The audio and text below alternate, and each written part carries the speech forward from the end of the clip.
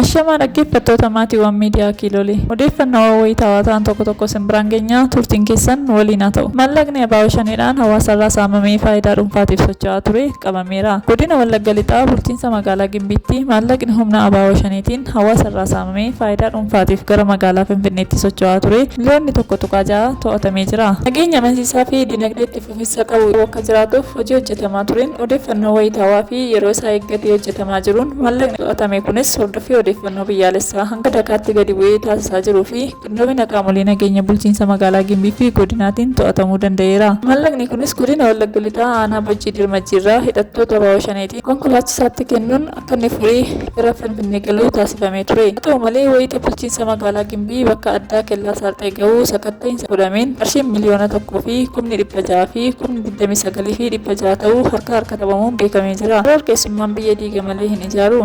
Qaamoleen garee shororkeessaa kanaa biyya akka dhuunfaa isaanitti ilaalan eeboo aangoo argachuu warra barbaadanidha. Itoophiyaan biyya sabaaf sablammootaati. Wayita ammaa kana biyyi keenya Itoophiyaan dhimma mariin hin hiikne hin qabdu. Kan gaaffii qabu hundi karaa dimokiraasii ta'een gaaffii isaaf deebii argachuu ni danda'a.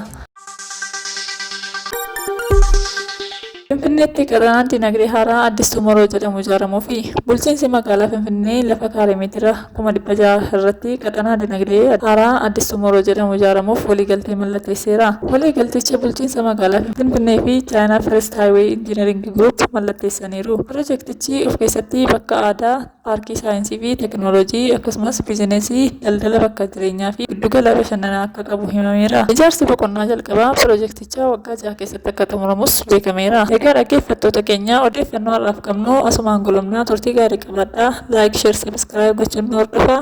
Galatooma.